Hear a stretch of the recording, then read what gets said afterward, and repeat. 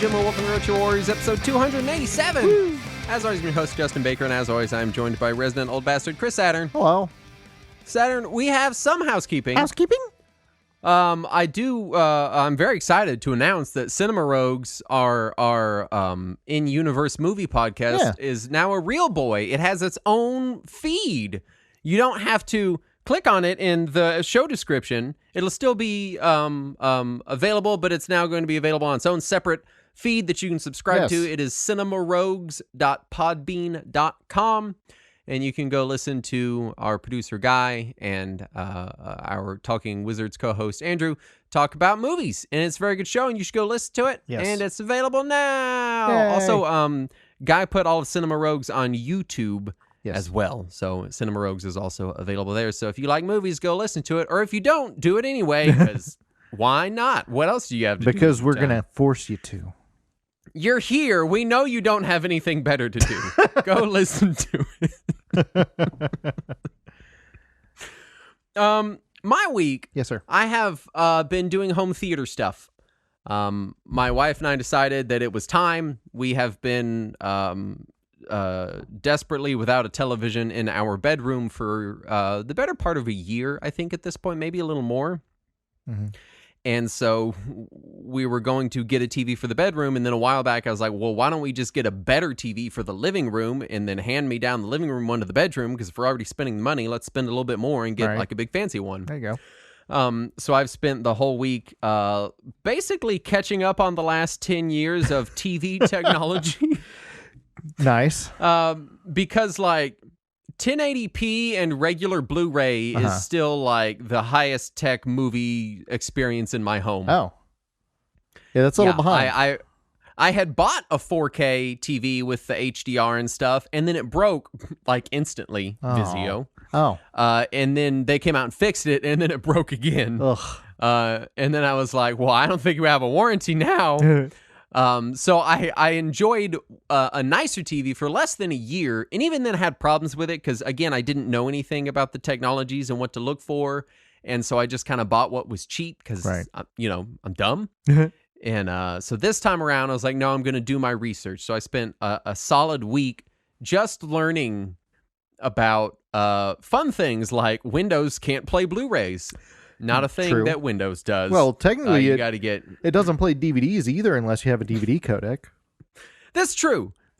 Fun things about like different types of how LEDs are lit within a television. There's like full array and then edge lit. And I didn't know any of that. Oh yeah.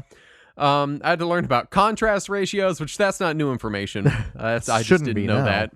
No, it definitely was not.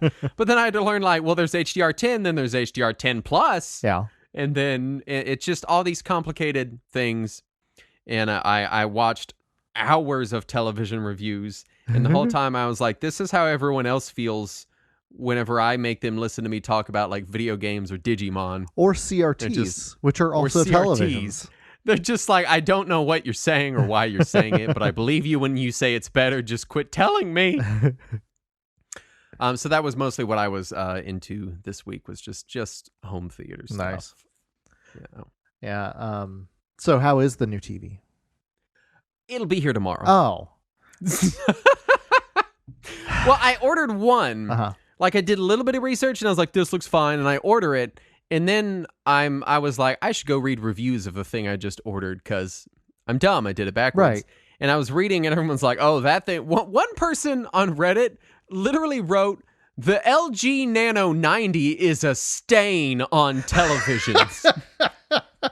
And I was like, oh my God, what? Like they had more like aggressive, strong opinions about that than I did about like real issues in life. And I did more reading about that and decided that it may not be the one I want. Canceled it and then ordered I have ordered a Hisense H9G 65-inch television for people that know TVs. Yeah. And it'll be here tomorrow, so hopefully it's everything I want it to be. Nice. And we'll see. I don't know yet.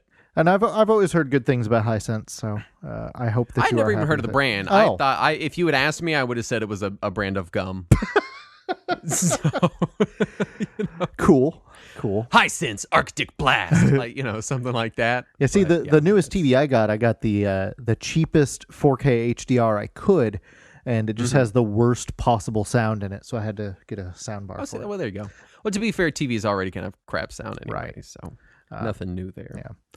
Yeah. So I wanted to take a moment to talk some more about the Final Fantasy VII Remake, because on the last episode I had mentioned that I'd finished the game, but I was still feeling the draw to go back to it, even though I had finished it and was angry at it. Mm-hmm. And so I went back and I finished it on hard mode and got all the trophies. Yeah. Because I'm a masochist. How was that? A game that you allegedly did not like playing. No, well, see, here's the thing. I love the storytelling. I love the characters. I love the world. I love the music. Like playing it. The battle is what I don't like. Like, everything around the combat is great, but the combat, the playing of it. yeah, that couldn't really go to hell. It's mean and it's cruel. And as I played through it on hard, I found that I hated it more and more. And yet I was still compelled to keep going. And so I finished it. I got through everything. And what gets me about it is just how mean it is. Because the hard mode intentionally locks out any ability to use items, but then it keeps giving you more items. It just seems like a weird, broken way to put in a hard mode. It felt like it wasn't play tested well. And like everything was technically possible, but by the time I got to the end of the game, I felt like I was surviving more off of luck than skill. Yeah. And I'm sure there are people who did finish it on skill, and that's great, and I'm happy for you, but I cannot. I do not have that ability, and I don't like that parts of the game were exclusive to hard mode. And that frustrated me enough that I forced myself through it. But based on that, I would still like there was a couple of boss battles where I was just like, my opinion of this game is quickly dropping to like 3 out of 10. But now that I am done with it and have not touched it in a week and can look at it completely in the rearview mirror, I'm like, no, that was a pretty good game. I'd probably recommend it to most people. But while I was actively playing it, I was just constantly angry and frustrated. Right. So, so if anybody does want to play it, I just want to warn them about the anger. Yeah, the rage. Yeah, the rage will come. You just can't live without rage-a-hall. Right, and if you're the kind of person who really likes to be angry at your game, it's great. It's a great game to be really angry at all the time. Yeah. I did want to mention, I forgot it in the housekeeping. Our producer Guy is going to be on after the ending theme today, before we jump into news. Right. I forgot because we didn't decide it till moments ago. Let's knock some news out. Yes. First up, Japanese gamers have discovered a save bug in the Famicom version of Dragon Quest III based on the temperature of the cartridge. Yes. So a new speedrun was performed with the Famicom sitting on a hot plate. And it's really just bizarre and fascinating watching it. And what a weird... Right?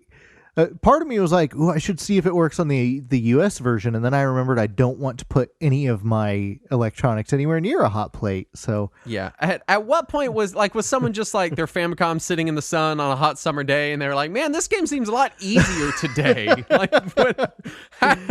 I have no idea. And, I imagine it's easier to have this kind of a run in Japan, because Famicoms are still issued to people for free, and Dragon Quest III is so abundant there that you just find it if you walk outside. So whereas over here you have to spend money on those things, and so you can't just risk burning your NES down to see if a game will work better when it's on fire. Well, how do you do that with the ROM? I guess you have to, they have to put in a temperature emulation, an emulated hot plate that you can put your Famicom on. Koei Tecmo hits a 20th anniversary event. Hints at a 20th anniversary. If it's on the teleprompter, I'm going to read it. My bad. I should have spot checked this. Hints at a 20th anniversary event for Fatal Frame series. No specifics. We'll see. I really hope that we get a physical copy of Fatal Frame 5, and that Fatal Frame 4 finally comes to the West. That's all I want. One on the Wii U. Wii U was Fatal Frame 5, on the Wii U? and Okay. Wii was 4, and 4 came out over here. 4 did not come out over here. 5 came out over here, but digital only, and episodic. So I would like to see a complete package. Right. Nintendo and Starlight have teamed up to make a special version of the Switch for use in hospitals. That's nice. And so that's nice. And they've done things like this in the past. I know I've seen yeah. hospital versions of the GameCube and the N64, and I want to say the Super NES. I'm sure there was a hospital version of the Wii or Wii U that I just missed. Yeah. Sega's arcade division is officially rebranded as Genda Sega Entertainment. I believe so. Following the sale of Sega Sammy stock to Genda. Yeah. Genda, Genda, those people. Sure. Which we heard a little while back that their arcade division was kind of it was on the block for a while now. Yeah. Koei Tecmo shut down their official websites, revealing that around 65,000 user accounts were leaked in a data breach. Thanks, Koei Tecmo. Yay. It's great. Yeah. Fortunately, all Nintendo... 65,000 of them were just palette swaps from a Muso game. So you got him! Nintendo's Japanese release schedule briefly shows Banjo-Kazooie and Blast Corps releasing for the Wii U Virtual Console before being corrected. Yeah, so based on how this went down, because the links on the release schedule went to 404 pages that never existed, I'm guessing that somebody like 5-6 years ago was in talks with Microsoft about maybe putting them on Wii U and just put it on the schedule, and they're like, I don't know, the very last week of 2020. We'll fix it by then. In the far-flung future, where the Wii U is a great success. Right. And we are sunsetting it for the Wii U 2. Yeah. And just nobody bothered to delete it after that. That's my best guess, based on what we've seen. Yeah. Via backwards engineering, modders discovered a legitimate way to unlock Shin Akuma in the SNES port of Street Fighter Alpha 2. Yeah. And so cool. So if you're one of the few people that still has the patience to play the Super NES port of Street Fighter Alpha 2, you can now play as Shin Akuma. There you go. PCE Works has announced the Mega Engine, an emulation-based device that plays Sega or Mega CD games and PC Engine or Turbo CD games. Yeah. And I think you lovingly referred to it as a low-rent polymega. I don't know if that's the exact words I used. It's definitely the exact sentiment I used, but not the exact words. You meant it in a good way. Yeah, I do. In a good way. In a this probably won't cost many hundreds of dollars and will probably see the light of day. Right. Kind of exactly. way. It's not as bloated and awkward as the polymega, but it meets some of the same function. And I do know that demand was a lot higher than they initially thought it would be. That's so good. They're kind of they're in the process of reassessing demand for it because Nice. it came out and people want it. Yeah, well, they sent out the email to anybody on their newsletter along with a form that you could fill out if you wanted more information. And the form had a couple of different options, and it was like, I am interested in this product. I am interested in this product based on the price, or I will buy this product no matter what. And I guess that helped them gauge exactly where the interest and demand level was. Yeah. The final secret in Nier Automata has been discovered through reverse engineering, allowing for instantly skipping from after the first boss fight to the end of the final ending of the game. Yeah. So I tested it. I tested it on the PC version, and yeah, it works. Yeah. And the dude, when he tweeted it out, he was like, I think this is that final secret that Yoko Taro was referring to, and he tagged Yoko Taro. And Yoko Taro responded with the exact number of days it had been since the game released. He's like, this is how long it took you people, but you found it. And it's really neat. It does unlock chapter select so that you can immediately go to any part of the game you want to and replay whatever you want. I do not recommend doing it until you have gotten to that point at least once, because even the chapter select titles and graphic cards really spoil the story a lot. So Yeah. if you are enjoying Nier Automata and want to play the story, don't unlock chapter select until the game unlocks it. Right. Modders discover that the NPCs in Breath of the Wild are just modified forms of the Mii format. This is so neat. The more I looked into this too, because the guy said it's a slightly modified version of the Mii format used on Wii U and 3DS, and that he could just grab a Mii, use a converter that's built into the source code of Breath of the Wild to convert them into Breath of the Wild format, so he could see his Miis as NPCs in Breath of the Wild. He couldn't go the opposite direction, though, unfortunately. What a weird... Who at Nintendo was like, all right, we need to make NPCs, and they're like, just use Miis. And then the correct response is, that's the dumbest thing I've ever heard. Why would we do that? But instead, they were like, okay. Well, here's the thing. What? Sure. The dude was looking through code in the game because he had decompiled it at that point, and he discovered that Terrytown, that town in the northeast part that slowly builds up as you recruit more people to go there, the internal name for that town is Mii Village. So maybe in early development, they planned on people importing Miis to make that village. So there's a chance that there was a lot more to it before development got moved hard to the Switch and away from the Wii U. Right. So there could be something more there. Nintendo unceremoniously begins to remove DSiWare and other titles from the 3DS and Wii U eShops. No announcement, no countdown, just it's ours now. You can't have it. Thanks, Nintendo. And some of the games did have physical releases, so it wasn't a huge deal, but many of them did not. Yeah. Speaking of Nintendo, Saturn, did you know they used to do comics? Where? Where would they have done that? Why, in the pages of Nintendo Power, of course. Oh my God! You mean their propaganda magazine? Yeah, that one. This is me segueing into our topic this week, which is Nintendo Power comic books. Well, not comic books, comics. There were some comic books, but they were separate. Yeah, Justin King Segway Baker here. For people that were not around for the 90s, a collection of advertisements, comics, and manga were ran through Nintendo Power during most of its run. Yeah. There were comics pretty well peppered throughout most of Nintendo Power. Yeah, especially throughout the 90s. I feel like in the 2000s it became almost non-existent. But in the 90s it was very common. Oh yeah. We did have a couple of listener write-ins. First up is Elk Neodafs, who says, is it wrong to admit that I prefer Shu and Chan from EGM over Howard and Nestor? Shu and Chan always seemed a bit more inside baseball to me, which I appreciated. Also, I was rather disappointed when I learned that the Howard was not in fact based upon Howard Lincoln, but Howard Phillips, the magazine's editor at the time. Right. Aside from Howard and Nestor, Nintendo Power Comics really peaked with its Zelda series, and Benimaru Ito's gritty take on Star Fox was a personal favorite of mine. I liked EGM's comics better than Howard and Nestor. Yeah, me too. As well, because I mean... But I did like Nintendo better than GamePro, because their comics were garbage. EGM had Dan and Shu. Yes, that was EGM. Okay. Yes. Well, GamePro had a good final issue. Did they? You know? I had given up by then. Yeah, their final issue they ran, I still have it. It's actually one of my when I bought it, I was like, this is one of my favorite gaming comics ever. This is great. And it was, and then they canceled it after that. So... Yeah.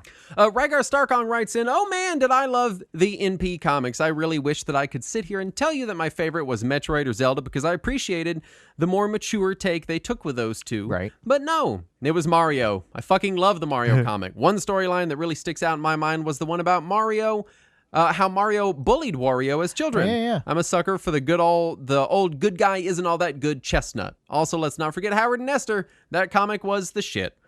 I don't blame you for liking Mario. Yeah, it was great. Ones, but we'll talk about that. Yeah. As far as scope, we're not going to be covering every comic that appears in Nintendo Power because there are lots and lots and lots of them over a very long period of time.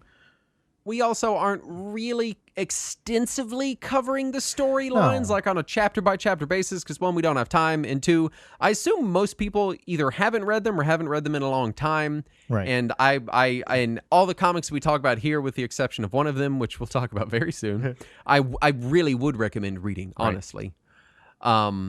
So this is kind of more like a greatest hits list of Nintendo Power comics, if you will. Right. But first, Saturn, before we talk about the good comics, Yes, I want you to tell me about Howard and Nestor. Oh boy. Because the thing about Howard and Nestor is that as a monthly like addendum to the magazine, they were great. But as a comic you sit down and read all of, it's not great. It was very much like making a joke about usually the cover game of that issue, and it would be funny in context, but not so much. Well, they're pretty bad comics. Yeah, I'm glad you said it. It was always my least favorite part of the magazine early on, and I would still read it, but I would hate read it. Just to know, like, and every time I always remember thinking, who is enjoying this? Who is this for? Like, I would ask my friends about it, and all of them were like, no, I don't like those either. So I don't know. I was in the prime demographic for early Nintendo Power, and no, I have no idea. What they were doing. Yeah. Well, tell me about Howard and Nestor. Yeah, so it debuted in the first issue, obviously, and as stated, it starred Nintendo Power editor and spokesman of Nintendo America, Howard Phillips, alongside a fictional kid named Nestor that was his foil. And it had Howard's signature bow tie that apparently he stopped wearing around the Nintendo Power offices pretty early, but the comic character kept it throughout the run. Right. And Howard Phillips did leave Nintendo in 91 to go work for LucasArts, but and at that time the character was removed, but they kept going with the comic with just Nestor for another 30 plus issues. And that was when it was Nestor's Adventures. Yes, it switched from Howard and Nestor to Nestor's Adventures. It was still basically the same format, but without a straight man. So it was just a jackass. That sounds just mediocre. Yeah. I did try to read some of these, and there weren't a lot. And I read a few of them, and I was like, all right, these are bad. And I moved on to the better comics. Oh, yeah. The only one that I really appreciated was I found on Howard Phillips' Facebook page. Oh my God. He had a strip that he said was an uncensored original of a comic that never got posted. So it was before the English writer had gone in and put in the final text. And so it had whatever text the original Japanese artist had put in there. And it's just profane and mean. And it's just beautiful. It's like at one point it calls Howard a junkie and tells him he spent too much time shooting up or something. It was just the dumbest shit. And I recommend looking for that one. If you're going to look for any issue of Howard and Nestor, that's the one. Yeah. Is the one that he has on his Facebook page. Yeah. But they did do a one-shot return of Howard and Nestor in the final issue of Nintendo Power in issue 251. Well, it was just Nestor. Howard wasn't there, but it had and it was a pretty emotional. Yeah, it was bittersweet. As far as single page comics go, it had some emotion in it. Right, because it was adult Nestor meeting up with his child who looks like young Nestor and introducing him to his complete Nintendo Power collection, and that was sweet for a going away thing. But they also, for some reason, Nintendo of America, mind you, not Nintendo of America, thought that Nestor should be like a mascot character for them. So Nintendo Power referred to their annual awards as the Nestor Awards and had a trophy shaped like Nestor that I don't think ever went to anyone. I think it was just a drawing in the magazine. I don't think anybody ever got a real trophy. Well, now my heart is broken. But they also did shoehorn Nestor into several games. He was on screen in NES Play Action Football. He was referenced in the Western localization of Dragon Warrior.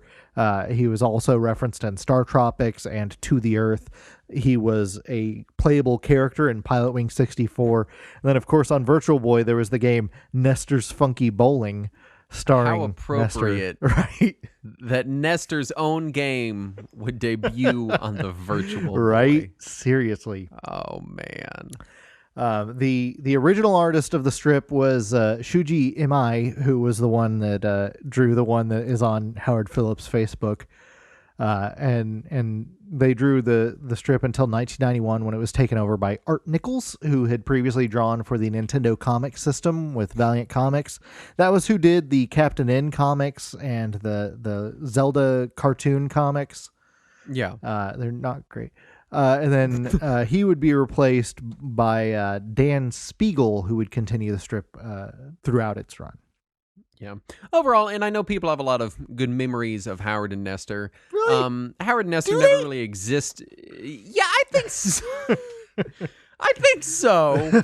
Howard and Nestor never really existed as like its own comic per se. No. It always existed as just like a fun throw in with the magazine. And Right. in that vein, it's inoffensive. Right. You know, I know we want to make jokes about it, but you know, it's fine. It's a good, like, here's a page of a kid making a joke about the Lone Ranger because the Lone Ranger game was on the cover, and you're like, Right. all right, ha ha ha, moving on. But it never really evolved much past that. No. For the most part. Yeah, it was more advertisement than it was comic. Yeah, but that brings us into a comic that really was a full-fledged comic. Yes. Which is Super Mario Adventures, which was written by Kentaro Takakuma and illustrated by Charlie Nozawa, pardon me, and was based loosely on Super Mario World, Kinda. but with some story deviations. Some sharp story deviations. I mean, it follows the basic beats in that the Mario brothers seem to be well known. Everyone knows them in the beginning. Bowser hatches a scheme to Right. steal the princess and wants to marry her. For some reason. Is this the first time it was clear that Bowser explicitly wanted to marry Princess Peach? I believe so. Because it wasn't even like, oh, I'm going to marry you. He's like, I'm going to marry you. Here are all my children. They already call you mom. Right. So you better get your shit together.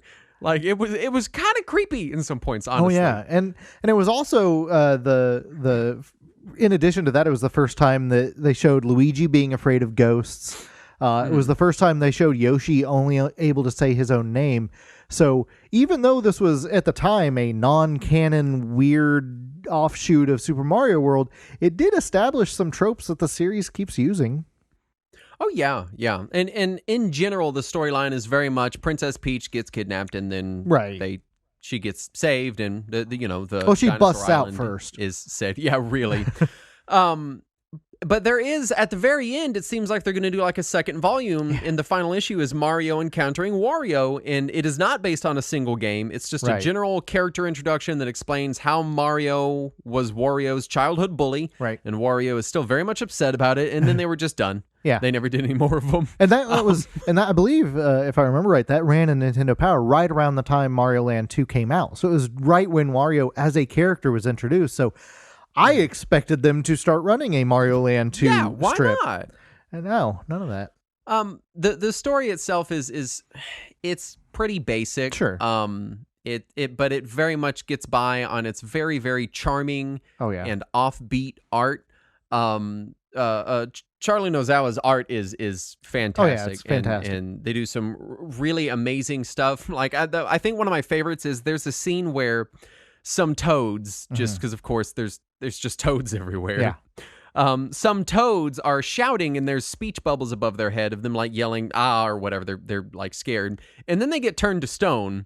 And then they fall on the ground, but their speech bubble also gets turned to stone and falls on on the ground next to them. Yeah. There's a lot of really fun playing with the medium. framework of it being a comic book Right. that is just a blast to look at. Until I went back to the series, the visual from the entire series that stuck in my head for almost 30 years now, that I immediately recognized was Peach in Luigi's outfit busting out of a cake with a gun. Yeah. With a bomb. A bomb, that's right. So Princess Toadstool, as she's referred to in Right. the comic. Yeah, in the English version. Her characterization is completely different from Anything. really any other depiction of her. She's very powerful. She's very strong. She's very determined. Right. In many instances, she relies on her completely never-ending entourage of always reluctant toads. Like there's this one panel where she's like, "Oh, I'll stop Bowser," and she just swan dives out a window of the castle, and you're like, "Oh my god, can she fly or something?" She cannot. She just, all of her toads are like, "Oh, princess, you gotta stay here. Bowser's gonna get you," and she's like, "I don't care," and then just swan dives out a window, and underneath her toads panic and run in front of her and hold an umbrella or a blanket out, and she just bounces off it and starts walking. So she has this weird like oblivious but strong independent nature, and it's like the toads just fill in the gaps of this persona of hers. She knows martial arts. She escapes from prison by herself by pulling ninja moves and fooling the guards. I'm really waiting for the game about that Peach. That's the one I want to play. Because there was a Princess Peach game, it was Super Princess Peach, and it was very much like she cries to hurt her opponents because she's a girl. Yeah, I don't want that. And then here, and in this one, she steals Luigi's clothes and starts blowing shit up with bombs. You see, that's the Peach I want to know more about. That's the Peach that deserves a new game. And so it really does, for most of the comic, feel like Super Princess Peach featuring the clueless Mario brothers. Yeah, they do come across as idiots throughout most of it. Because Luigi really is useless, and Mario is less useless, but kind of bumbling. But he every now and then he'll get something right. Luigi's, and so whenever eventually she swaps clothes with Luigi, sends Luigi in as the princess. As like a decoy, and then she's dressed as Luigi, like just wreaking havoc. She is just a tornado of destruction for the whole comic. It is impressive how well she fits in Luigi's clothes, to be honest. I want to talk about Friendly Floyd. Okay. They have this recurring... This weird... Because they really didn't add a lot of characters. Most of these comics we're going to talk about, they add a bunch of characters. Yeah. This one, they only really added Friendly Floyd, and he's just this guy. So Mario and Luigi look like cartoon characters. They got the big heads and the little hands and the gloves. Like they don't look like regular, humans. People. Yeah. And then Friendly Floyd here looks like a regular human being. Yeah. He just shows up and he's a salesman. Yeah, it's like a cartoon level. It's a more animated version of that One Kingdom in Mario Odyssey, where you've got goofy, not human Mario next to humans. Yeah. It feels that way, and he shows up and he's like selling it. He's selling. They ran into Yoshi, and all the Yoshis can only say Yoshi. So he's like, "I'll sell you a book of Yoshi translator book." Yeah, and they buy it and they open the book and it just says Yoshi like 700 times in a row. And so he's just like ripping people off, and he'll just show up to rip somebody off with some fake invention, and then like go off into the sunset. Yeah. And I don't know why he's there. He has no pertinence on the story. And he looks kind of Howard Phillipsy. A little bit, So I'm kind of wondering if it was some insertion. I don't know. I do love that there is a lot of character diversity in this one. So there's like 300 toads and hundreds and hundreds of Yoshis. Right. And they show like the Yoshi village, and they show the Mushroom Kingdom and stuff. Right. But they have all the toads and Yoshis look very diverse. You see toads with mustaches and sunglasses and Yoshis with hats and pipes and facial hair and old Yoshis with canes and a little beard. It's just a weird level of characterization that you don't see in the very homogenous Nintendo art arena anymore. And that I thought was really charming. Right, and it absolutely helped me establish my headcanon for the entire Mario universe for decades. Like between that and Mario RPG on Super NES, that was pretty much how I envisioned the entire Mario Kingdom. And so every time that they have deviated from it to make it less interesting and more dry since then, I get more and more frustrated. It does. In the comic, it does add a real sense of it feeling like a world. Because that was my concern going into the comic. I was like, how are they going to make a game about a guy that just runs and jumps on stuff feel like an inhabited world whenever the only citizens in the Mushroom Kingdom you can show are toads? And the answer is you draw the toads to look like an actual race of toad people. Yeah, you give them personalities instead of just that one's yellow and that one's red, they're toads, Right. So I really do like that. The art in this really sells it. It really is I honestly, a charming book to read. I was joking earlier about Peach, but I honestly do wish that they would revisit this kind of Mario and do some kind of Mario game based around this kind of Mario world. I feel like that would be much more interesting than really what they've done with the character, especially for like the Paper Mario series, which is fine and incredibly charming and has brilliant writing. But if they took that level of writing and coupled it with the world building from this comic, I think you'd have just a blockbuster franchise. Yeah, it would feel a lot less like they don't want to come up with the new characters, so they just copy and paste and palette swap Yoshis and Toads all the time. Which they totally don't do. It ran for 12 issues in 1992. I do really recommend this comic. It's been collected in its own separate volume. Yep. And it's very, last I checked, it was cheap, and it really is really good if you like Mario stuff. I was worried about it feeling boring, honestly, and it really does not. It's very dynamically drawn. I love the art. It's a good book. Oh yeah, definitely. So that brings us to The Legend of Zelda: Link to the Past. Yes. Which was a translation of The Legend of Zelda: Triforce of the Gods.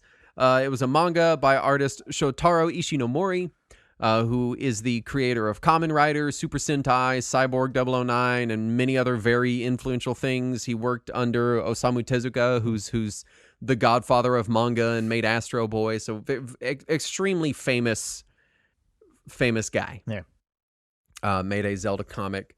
And this one is kind of weird because the underlying story is largely intact. It's about the Triforce. There are 7 maidens. You get pendants. And then all of a sudden, kind of a third of the way into the book, Link goes to the Dark World. Right. And all of a sudden, the story gets pretty weird. Yeah. And you know, even before that, there's a couple of new characters introduced or whatever, but it doesn't deviate too far. But then when it gets to the Dark World, it almost feels like the author was like, oh shit, I only have this many issues left? Oh fuck. Yeah. Let's just try to squeeze in what we can and fuck the rest. Yeah, like in the Light World, they don't really do. There are really no dungeons in the comic, which I can see how they don't. That would be hard to depict in a comic book. Like, okay, now he goes through here and he gets the boomerang. Yeah. And now he could open these things, and you're like, okay, I get that. But in the Light World, they at least still had the pendants, and they would have some type of obstacle he overcomes, and he gets the pendant and whatever. But the Dark World gets weird. There's no pyramid.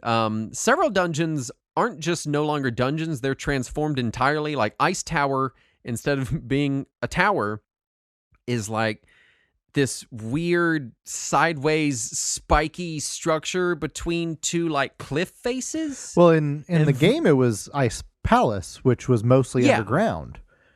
And yeah. And I feel like they kind of merged it with Turtle Rock and put it sort of in a completely different location.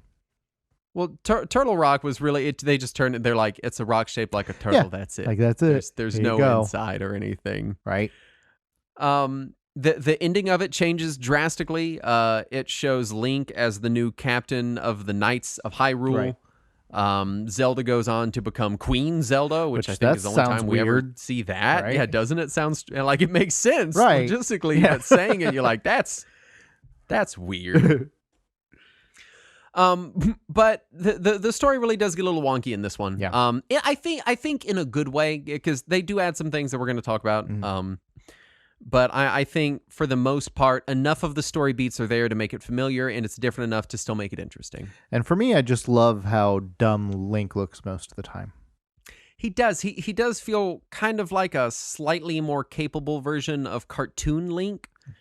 Like there are bits of slapstick here and there, and he has this sort of like general dopey disposition.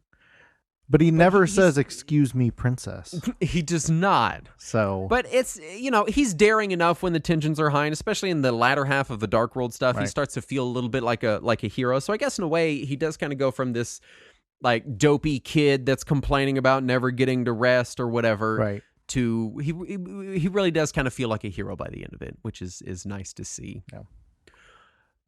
I think Ishinomori's art here is just stellar. Oh yeah, it's amazing. The human characters themselves feel kind of a bit cartoonish sometimes. Especially Link. Yeah, but the monsters in landscapes are just great. There are some really dark and foreboding panels here. Right. Some of the scenes with Aghanim or anything with the moon, Right. it's just there's some really amazing landscape panels in this book that are just so cool, like heavy metal album cover kind of landscapes. You know what I mean? Yeah, it definitely did stand out in Nintendo Power for that era because, it did come across as a little bit darker than everything else. And it did make it feel like going into the Super Nintendo era, things were a little more mature than they were a couple of years earlier. Even though when you actually play the game, it's still, it looks like Zelda. Yeah, I was kind of sad because they sort of had this subplot of like, if you're in the dark world and you have dark thoughts, you'll turn into a beast. Right. And they kind of have Link, like his hand turns into a monster hand, and you're like, oh, he's probably going to turn into like a monster later on in the issue, and he never does. No. That just kind of goes nowhere. But it's overall, I think the story is good. It's there, and they do add characters and events that never appear in the game. Right. For example, the villagers play a much larger role in the story, and early on, mostly they seem like they're filling the gaps left by the removal of the dungeon traversal. It makes sense. For a comic format, you need to have somebody that he's talking to. It can't just be him talking to himself the whole time. So it makes sense that you're going to have more interaction with the people in Kakariko Village. The people in the village also give him wings. Yes, so he can. They're like, here's wings so you can fly to your locations. And in my head, I was like, oh, this is how they're going to skip a bunch of how so much of the game is just you running around. And then he flies directly to where he's supposed to go, and then they disappear. They're gone. They're ruined. Yeah. And then they give him a hot air balloon to fly to Aghanim's palace. They're like, you'll never get there in time. Take this hot air balloon that we will construct in a single night that seems substantially more complex than a real-life hot air balloon. No, it's totally normal. They borrowed it from Dragon Quest IV. Yeah, you see Zora, who's a single Zora. Yeah. It's not a race anymore. It's just this guy named Zora. Yeah, well, Queen Zora was on hard times, so she merged her entire species into one. And he's best buds with a fairy named Epheramelda. Yeah, that's that I read as Ephemerelda for like 10 solid pages. Yeah, that makes more sense, honestly.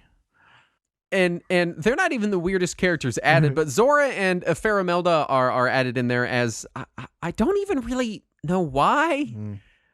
They're kind of supposed to be Link's Dark World guides, but Epheramelda is also this like snubbed love interest. Yeah, kind of. She keeps getting angry at Link for talking. He's like, Zelda's been kidnapped. We have to save her. And she's like, all you talk about is Zelda. And he's like, yeah, she was kidnapped. She's the princess of the whole kingdom. And then she'll like storm off and then come back and save him or whatever. It's very weird. There was also that little kid that was like, I think it was like Sahasrala's nephew or grandson or something. Yeah. And that kid just looks so fucking dumb. I love that kid. There's a panel when they talk about Ganondorf. They show Ganondorf, and he looks nothing like any depiction of Ganondorf that has ever existed. Well, it looks closer to the 16-bit sprite art. I guess so. And then we come to, there's one more character and one more item I want to talk about. First up is Rome. Yeah. Who's a Birdman. Yeah. He's supposed to be like Link's rival? And I got to this part of the comic before I got to that part of the game, and I thought that they were going to be bringing back that Hawk boss from the end of Zelda 2. Mm-hmm. And this was the Zelda 3 version of that boss, and I was like, oh, that thing was badass. That thing kicked my ass a lot. I can't wait to see it in the game. And then it was never there. Yeah. And I was so angry.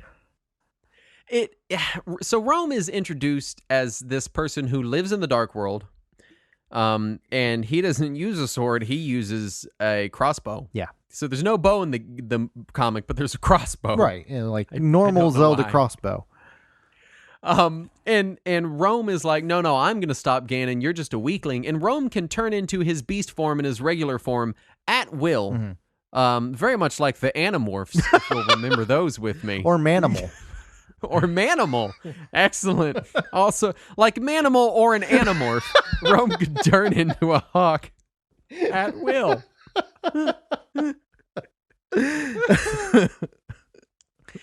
and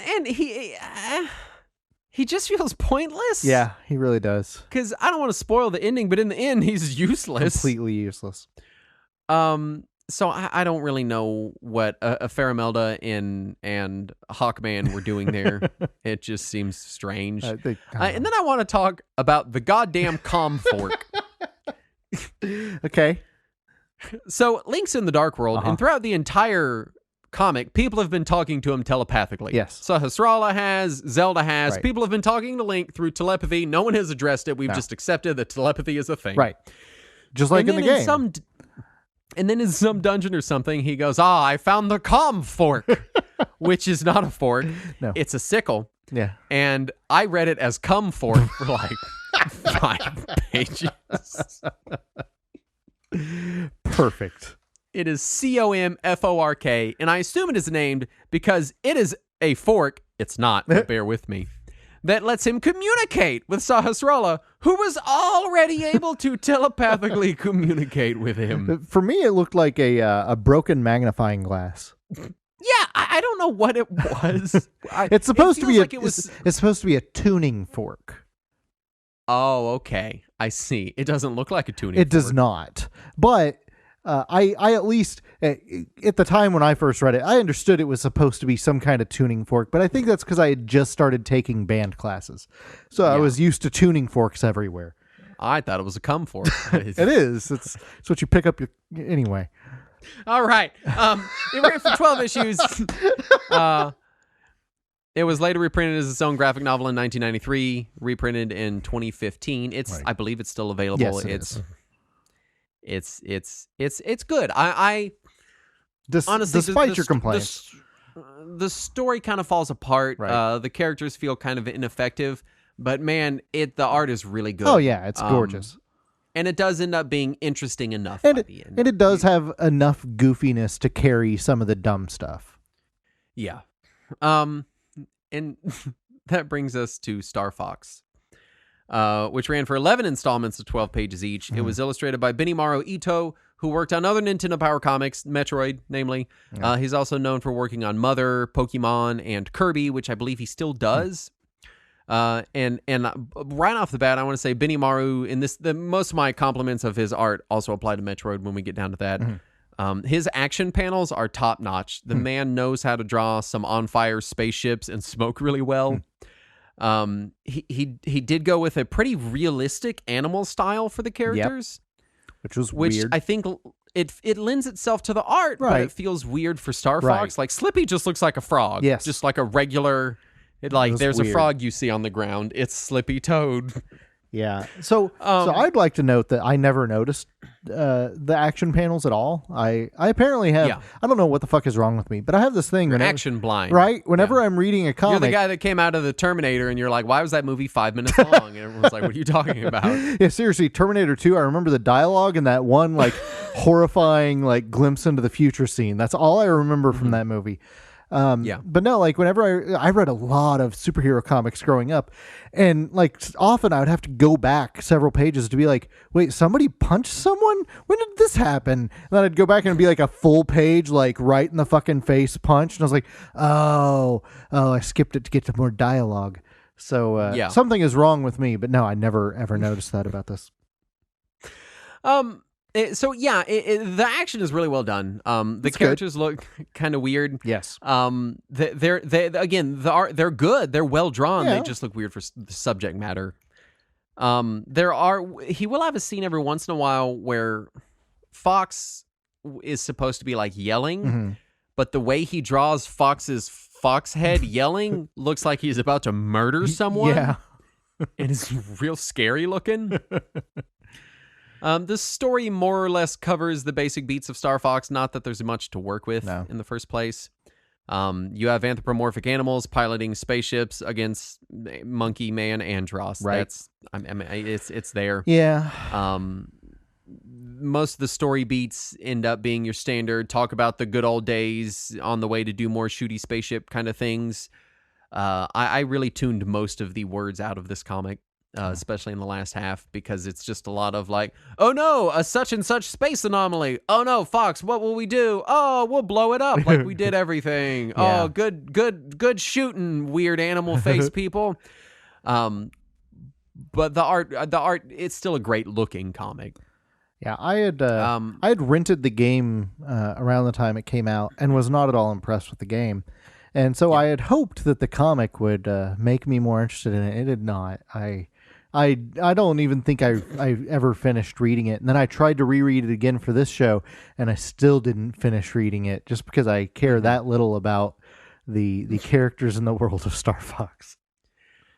Speaking of the characters, they did, as far as and I'm not well versed in Star Fox, so I could be wrong, but they added, as far as I could tell, only one major character, which is Farrah Phoenix, who's also a Fox, and she's the clear love interest. She just kind of shows up, and she's an ace pilot, and her and Fox are supposed to kind of be in love, but they don't show it.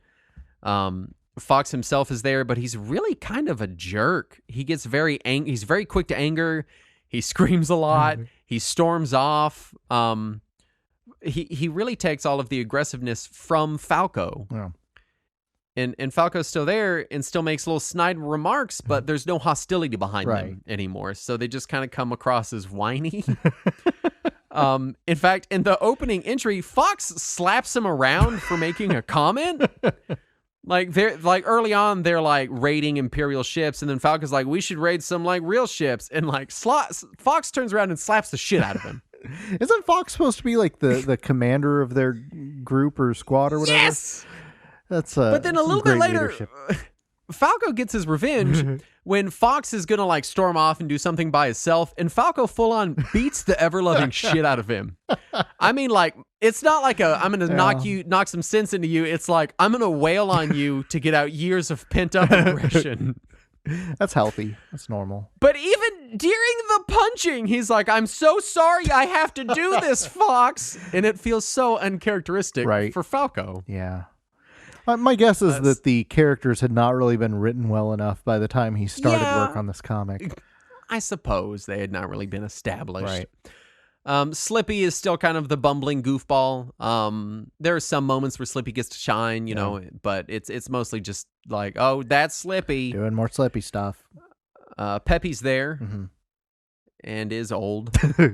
I would like to say, based on what I have read of this, that I believe that Brental Floss's video with the puppets is a better representation of Star Fox than this comic. I think so too. It's tonally, it's a little all over the place. Story-wise, I think they just didn't have much to work with, but it's a very well-drawn comic. I like the art in this one. I don't know that I recommend it nearly as much as Zelda or Mario. And that's good, because it's not as easy to get as Zelda or Mario, because it has not been collected anywhere. And that brings us finally to the shortest that we're going to cover here, which is Super Metroid, which only ran for 5 issues. Yeah. This is Benimaru Ito here again with his fantastic art. I did really enjoy this one. I don't know why. It has nothing at all to do with Metroid. The story, the story follows the game a little bit. Kind of. If the game was like mashed with a 90s police drama. Samus still goes down to Zebes to fight the bad guys. I've always called it Zebes. I noticed. It's which I know would be Zeebs. Yes. It's anyway. She goes to Zebes. That's my shortening. You know, it's like I've been there so much that I'm like, hey man, let's go on down to Zebes. You know, it's like my cool super cash nickname. If there was a Nickelodeon version of Metroid, Zebes would be Samus's quirky high school roommate. Hey, what's happening, Zebes? And he'd be like, what's up, Sams? Like, that'd be his. Yeah, it'd be that. Samus gets hurt. We get her backstory, and then she goes back to kill Mother Brain. Then she finds the kidnapped Metroid, and oh no, it's dead. Yeah. That's really it. Character-wise, Samus is depicted here with purple hair, as God intended. Just like on the NES. Ridley talks. Sure. Like, a lot. Yeah. And they don't even give him like weird looking speech bubbles to show that he has like a monster voice. No. He's just like, "Hello, I'm Ridley. This is my evil plan to take." Like he just. When you say it that way, I expect him to show up in like a tie and a hat, carrying a little tiny Ridley briefcase. Yeah, business Ridley. Like, oh yes, I'm here to destroy the planet.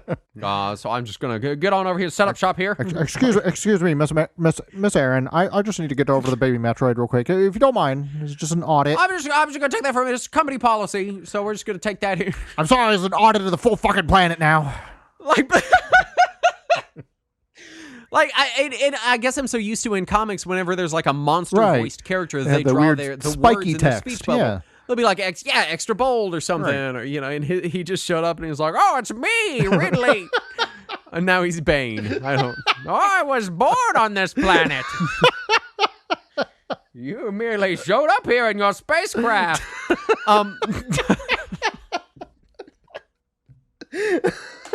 We're getting a little off the rails. There's also Blue Samus. Right. His name is for some Houston. reason. Yeah. Dude Samus. I guess he's there because they needed a love it's interest. the 90s and they needed a man and a love interest. Yep. Samus and Houston pretty immediately butt heads, and Samus does her classic loner routine, like, I don't need a man. And then he seems to largely be there so she has someone to riff off of, to talk to. And he really does kind of like add to the police drama, as does the chairman and police officials. Yeah. Like, I get that she's a bounty hunter and I get that there's some kind of space corps, but they straight up make it space cops. Right. Well, it's Metroid in order. You're like waiting on the chief to demand her badge or something. Like, turn in your arm and your badge. Like, it's just very weird. Yeah. Well, she's got to arrest Mother Brain, and then Space McCoy will try him. There you go. You have Old Bird. I don't know if that's his name or if they were just calling him an old bird, but he's both. Yeah. Samus is eventually hurt and taken to a Chozo elder, Old Bird, on some other planet by Houston, despite demanding that she doesn't need his help, even though she is helplessly impaled on a spike. Totally normal. So they're walking along and she's like, I don't need anybody. And he's like, but Samus, I'm a man. And then a spike literally shoots up out of the ground and impales her. And he's like, do you want me to get you down? And she's like, no, I got it. And he's like, you're literally impaled on a spike. So I don't. And so Old Bird delivers a lot of the background on the Chozo and how they were raided by space pirates along with Earth, and they found Samus and raised her as a warrior and taught her not to ask for help, even if she's helplessly impaled on a spike. And then they're like, Houston's like, is she going to die? And they're like, no, because she can blow herself up back to life. Which is true in the game, too. It is, but it's really dumb when you phrase it that way. Yeah. So basically, she's laying there dying in the comic. You're getting her backstory, and they're like, is she going to live? And they're like, well, she can explode herself back to full health. And then you're like, okay. Yeah, sure. And then they show Mother Brain, who also talks a lot. As I read this comic, both as a kid and again now, every time Mother Brain talks, I still hear Levi Stubbs' voice like it's Captain N. I did too, and it's the weird, creepy, giant end of Super Metroid version of Mother Brain, so it's especially weird. Yeah, that voice works way better with Super Metroid version of Mother Brain. It's just brilliant. So Mother Brain's having a meeting with Auditor Ridley, and then Samus and Blue Samus show up and like shoot him and blow up whatever, and then they win, and then Metroid it. Honestly, I like this one better than Star Fox. Yeah, me too. Ito's art is great. Oh yeah. But also the story is all over the place. It's just dumb enough that you're like, what? Yeah. And like you keep reading. It's just short. If it was like 5 pages longer, I'd be like, fuck this trash. Yeah. It's exactly short enough to be like, you read it and then you're like, that was weird. I guess. I read it just because of how much I loved Metroid at the time, but I was also super angry because none of it made sense and made even less sense in context with Metroid. So, yeah.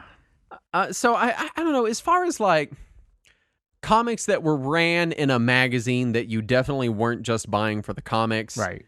All of them are very well crafted. Yeah. They are a lot higher bar than you would imagine you would find in a magazine comic add-on page. Really, Mario and Zelda are the standouts for me. Definitely. I Not wish Nestor? they would release. No. I do wish they would release. I think they could do Star Fox and Metroid and Howard and Nestor as its own volume. They don't need Howard and Nestor. Yeah, I'd be okay with even just Star Fox and Metroid. But thankfully, the best ones, in my opinion, in this lineup are Mario and Zelda, and I do recommend them, and they're available, and go read them. Oh yeah. Star Fox and Metroid, I would really say flip through them for the art. Howard and Nestor, if you didn't read it back in the day, You're fine. you're probably not going to laugh your ass off. No. And it's hard to find some of them too, because while the Howard and Nestor versions are easily found on the internet, all of the later Nestor's Adventures ones are not as easily found on the internet. So Yeah, for sure. And it's not worth the effort of trying to find them either. No, and again, I get that a lot of people have nostalgia for Howard and Nestor. Yeah, 'cause, sure, it absolutely. was this fun. It's the same way like that. I think we end up with like nostalgia for commercials growing up. Right. And it's like, it's not that they're good. It's just No. that it's just a nice part of your day. You're like, oh, that was a funny commercial. Yeah. And you remember it fondly, but you're not like on YouTube watching it over and over. No. In 2021. No, you're totally not. I want to be a little snowman that eats some Campbell's soup and then turns into a regular boy. As No, not that one one. tear rolls down your eye. That was a good commercial. They were in there for like 30 years. Oh yeah, yeah. I'm convinced they still run They that might. snowman Campbell's soup commercial. Do you think they still run the Nestea commercials with the snowman? I have no idea. Do you remember those? No. Maybe it wasn't Nestea. It was like some brand of Brisk. It was Brisk iced tea. And they had these.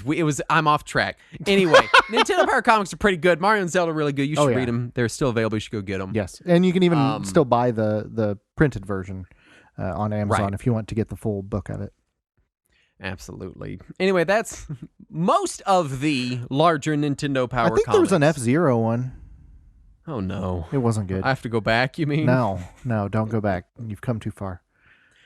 But yeah, those Nintendo Power Comics, I really didn't read them growing up, but I actually had a decent time reading them. I was really surprised at how much I liked Mario. I'm glad I finally read them because they've been sitting on my shelf since they came out.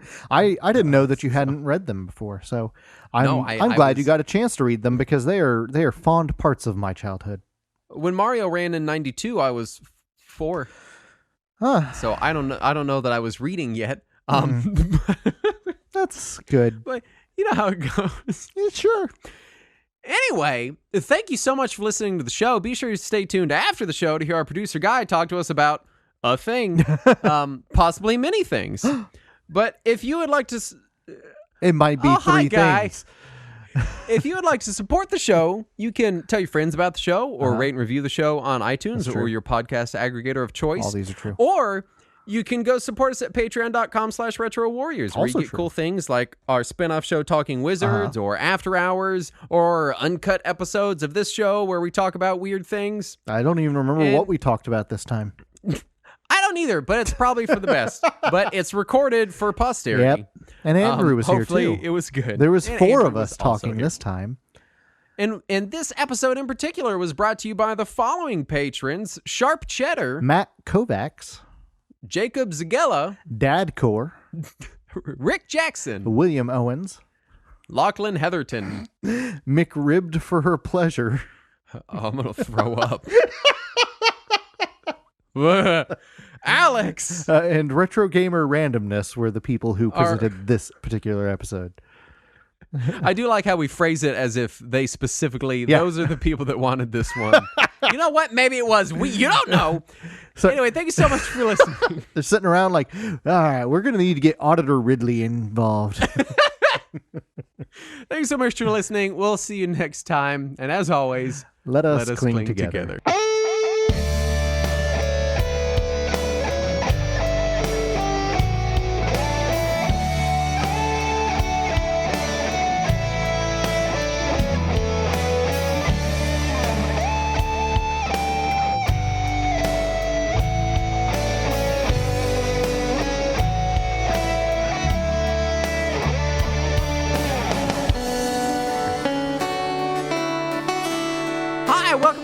party with our producer Guy. Can we get a Ridley with an accounting hat emoji, please?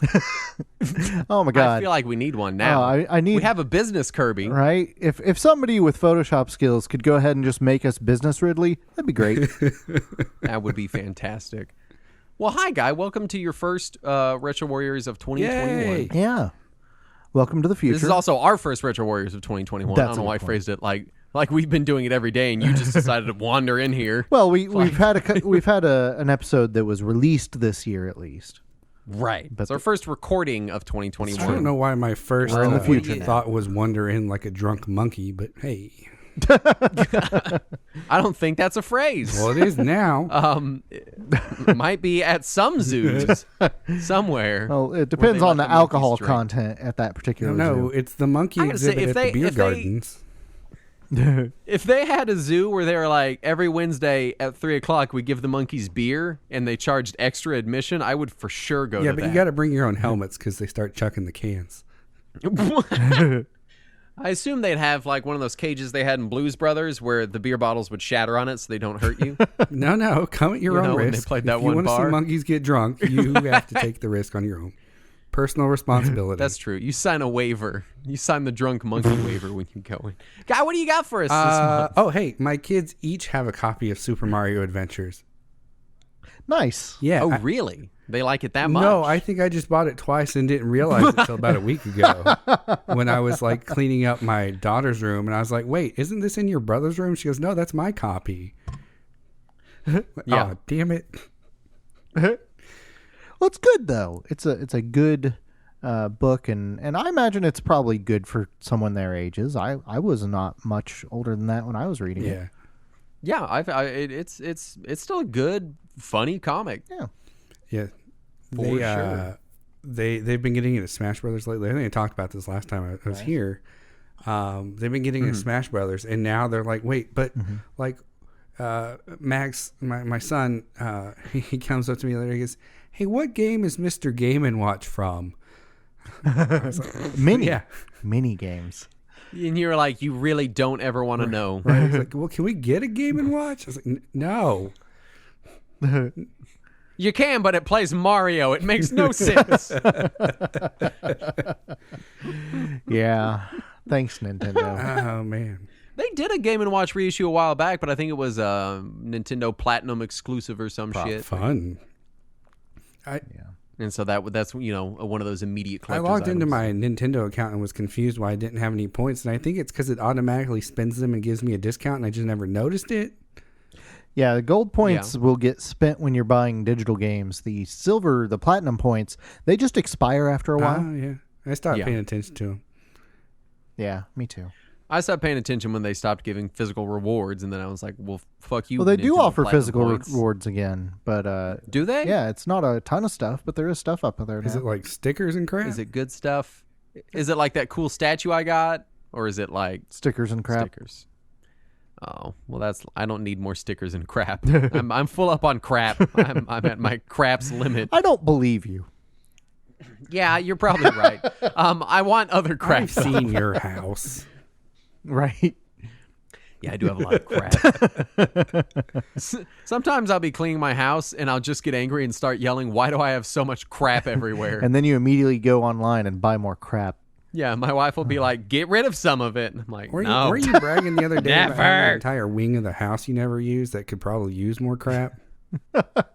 Well, it's my daughter's wing of the house. Your daughter has a wing of the house. We didn't plan it that way. There's just one more bedroom than we need for us and my daughter. So it's like both of those bedrooms are on her end of the house. And it's like, well, I guess that's her wing of that. That's all down. They're all down one hallway. So we're like, that's all you. You just go nuts. And she does. And then I'm like, maybe go less nuts. Oh, man. I finally finished the longest game in the history of games and started the second game. Oh. Trails Trails of Cold Steel. Oh, man. I guessed it right. You only think it's the longest one until you get to the later Dude, games. I think I beat it in 73 hours. That's actually God. not bad at all for Cold Steel 1. Good God. Oh, my God. But it's bad for like human beings in general. Right. Okay, this is what I wanted to talk about. This is like the only thing in my notes. Okay, so Saturn you and I have very different ideas of what it should wrap up pretty quickly from there means. Oh, let me tell you about Saturn saying, oh yeah, you're basically almost done with something in a JRPG. Let me tell you about I'll be like, Saturn, I'm trying to play this game for the show. Am I almost done? You're like, oh yeah, you're like 80% of the way there. 17 hours later. Well, yeah, how long do you think it was? It's 75 hours. Well, Yeah, man. I was talking. Well, if it's mostly dialogue left, that doesn't count. That's not challenge. That's enjoyable. That is time. Yeah, right. That is time. Like there's in Cold Steel 1, there's 6 chapters and a prologue, and there's 6 chapters, and then there's the final chapter. It's not called chapter 7. Right. And Saturn's like, yeah, it's kind of like a chapter length prologue. I said, okay, it's the longest fucking chapter in the game. Well, and then I get through what you have to do, beat the final boss, which seems like the last dungeon. And he's like, yeah, that's the last dungeon. You're like right at the boss's door. It's great. Wraps up pretty quickly from there. Dude, okay, so I sat down to wrap up the game. Okay, so I forgot about all the cutscenes after that, and there's a lot. It was like 9:00. I'm like, cool. I don't know. I'll give it a little buffer because I hear the endings are long. So like, it should take me like an hour to finish it. 15 minutes, beat the boss, whatever. Okay, first off, I had to fight the boss and like die to him and lower his difficulty like 3 times. Oh yeah, he's brutal. And then it starts the actual epilogue, not the Saturn epilogue. Yeah, my bad. Right. You know it's a JRPG when the cutscenes have final forms. And then the worst part is there's still combat to be had after like 4 hours of cutscenes and dialogue. You think that was a cutscene? Now for my final form. Right. Kojima comes out and just starts writing furiously. Saturn's, we should wrap up quickly. Yeah, fucking 2.5 hours later, it's surprise battle. Yeah. So in my defense. In my mind, I had rearranged the events of that epilogue so that dungeon was after all the cutscenes and the dances and all that stuff. So in my mind, when you were at the bottom of that dungeon, I was like, oh yeah, I think that's pretty much the end. I think it's like, then the night ends and they wake up and then there's one more battle and it's over. But no, that's not actually what happens. I went back and like looked at it again. I was like, oh shit, no, that was not even close to the end. I do like that we hold Saturn so accountable for his knowledge of JRPGs that instead of just being like, oh, it's okay, man, you just mix it up in your head, we have to hammer him on the show for getting it wrong. Right. No, that's He's fair. the resident expert. I don't understand. When at any point you could have just looked it up and then I have to piggyback on it, like, yeah! I'm not going to look That's up, fair. I'm not going to look up a game that I'm playing. I'm sorry. I have to beat it once at least. Oh man, I totally will. I will use a guide the very first time now. When I was younger, I'd always try to beat everything without a guide first. And as I get older, I know that I get frustrated if I miss little things. So I will absolutely use a guide the first time just to save myself some time. No. I found out that the best thing to do in Cold Steel is to just take some time and stop and grind. Like, I don't know. Well, first off, that rhymed and neat. But second, like, I guess my JRPG has been too Final Fantasy centric or whatever. Yeah. Because this is the first time I've stopped and started grinding and then realized, oh no, the game expects me to stop and grind for at least a couple of hours every 3 or 4 hours. Well, kind of. And so the way that especially that whole franchise works is your experience scales based on the level of the enemies and the level of you. Mm-hmm. So it just expects you to grind until they stop giving you experience everywhere you get. That's just the normal way you do it. Right. So I'm getting like these giant chunks of experience like constantly. Yeah. That means you're behind. I didn't know that. So going into Cold Steel 2, which I started because I'm a crazy person. Yeah. Well, also, Cold Steel 1 ends on a pretty major cliffhanger. It does. And I didn't want to leave you hanging. Oh, yeah, there. that's the other thing. Publicly, thank you, Saturn. Because I'm like like debating whether or not I want to buy the second one, you know, and like coming up towards almost the end, quote unquote, of the first one. And then like I'm playing, I'm in that like 2.5 hour like prologue of the prologue or whatever. That you were lied to Right? about. And then it pops up and it says, your friend Saturn has gifted you a game, Cold Steel 2. I'm like, oh shit, yeah. Awesome. So I said, It was basically a guilt gift. It was like, well, now you have to play it. And so he I does. do. But here's the thing. Now, after having gone through that experience, I'm like, okay, I kind of get how this franchise works. In the prologue, which is a legitimate prologue because the story really doesn't start till after it's over, I spent 6 hours. Like 4 hours of it just grinding. That's a lot. I think I rushed through the prologue in that one. And just well, because it starts you out with 3 characters, and I guess I don't know if it starts you like in the same way, like regardless of what your previous save file is or not. I know it gives you items based on whatever your levels were previously and shit like that. That's all it does. Yeah. Okay. So yeah, you start out with one character that's like level 45. 45, I think. Or no, 41. Another one that's 39, and another one that's 47. Yeah. So I just did like a bunch of random boss fine. battles until I caught up to that top one. And then Saturn's like, oh, really? He's kind of like a super character at first. I'm like, oh, goddamn. Yeah. Yeah, he's supposed to be significantly more powerful than you. Yeah, I just made him a normal character. Yeah, that's fine. You're doing it, guys. God. It's awful. And I'm sure my girlfriend thinks I'm like the most, I don't know, lying person in the world. I can't think of the right word for it. Because I'm like, yeah, I just... A liar. She thinks you're a liar. I'm just trying to make excuses to not hang out with her because I'm like, yeah, I'm just going to do this part real quick and then I'll be in bed. And it's like fucking 2 o'clock in the morning. She's like, I thought you were coming to bed and you were at the end. Like, oh, well, So what you're saying is we need to get you a Steam Link for your bedroom. yeah, I mean, okay. He won't Right. oppose that. But you can only play JRPGs that Saturn assigns you. You know what? I'll take that trade. Like a privately curated set of JRPGs. Okay. Well, Raspberry I Pi like how will you work say as a that Steam like Link it wouldn't just be 700 hours of Trails of Cold Steel. Well, no, that's a given. I mean, apparently it's all one fucking game. Because okay, there's the other thing. Yeah. I get to the end of Cold Steel 1, and it's like there are story beats that happen, like the leading up. Literally at the last second. Literally, it's like leading up to the game. It's like this sort of high school anime thing, right? Right. Like the whole game is that. And then you get to like past the last dungeon and boss, and it's like, oh no, here's a bunch of like fucking mechs and magic powers and like all kinds of bullshit. And it's like, oh, this is what the series probably actually about. So I just played a 100-hour prologue.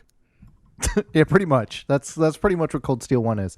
And I feel like if JRPGs had a memoir, it would be entitled A 100-Hour Prologue. That's about how long it takes to finish the first 3 NES Dragon Quest games. So yeah, that'd be about it. Yeah. I guess I shouldn't say shit. I'm playing Persona. Exactly that. Well, Guy, I'm going to cut you off there, but thank you so much for being our producer and for coming and being on the show every month. Thanks for having me. And we love you, and we love you, the listener, you Indeed. personally, in your car right now. Yeah, you. We love Fred. you. Fred. We love you, Fred. If some guy named buddy. Fred is listening to this, we love you. Yeah, but only Fred. We'll do one of you an episode.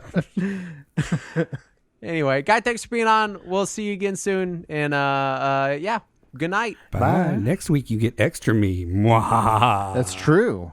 A double dose. It's a spoiler.